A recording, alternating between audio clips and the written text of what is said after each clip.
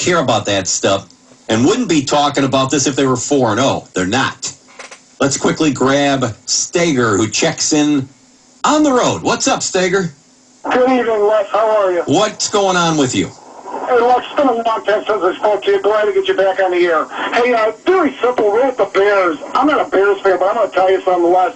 If you don't think every team in the league realized, the Bears got exposed last night by the Giants, I mean, we got to be kidding ourselves because I was telling people before the season started, that's exactly how I would play the Bears on offense, because their offensive line is just garbage. It's just horrible. So I'm just going to make those quick comments and let you get back to this and get some other callers on. In what way do you think they exposed them? They're horrible at blocking. They're brutal. I mean, does Clark, their tight end that didn't play, at least he can block. It's my God. And anybody who blames Cutler for this special, it's Jay Cutler, the quarterbacks are not the problem. It's just their offensive line is just garbage. And it should have been replaced. They've had a high offensive line pick in years.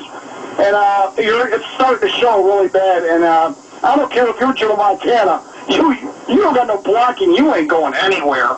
That's a good point with regard to some of the... Last night, I thought when I saw the inactives, the not having Desmond Clark active could be a mistake.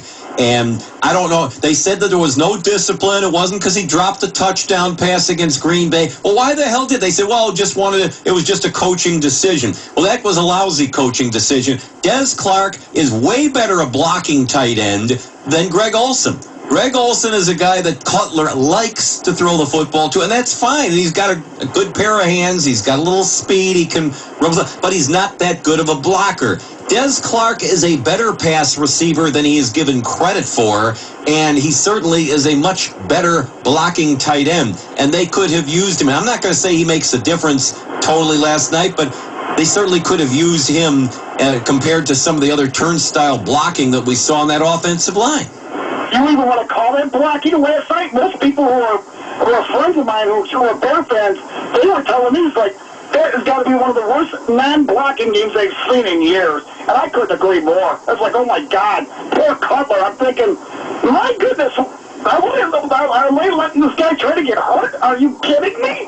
Well, what I saw last night, again, the game last year in Cincinnati where they got carved up, and that game was over by the middle of the second quarter, and the game at home here against Arizona, very similar. They got blown off the field.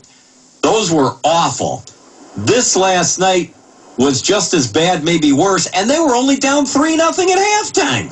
That shows you how bad the Giants offense is. They're not big great either. And at least they can block a little bit for Eli Manning, who I'm not the biggest fan of. You know what? You better figure out something real quick, or you're going to be seeing a lot more of this. And that's exactly how I'd be playing the Bears. Have a great night. Appreciate you checking in. That's Steger checking in.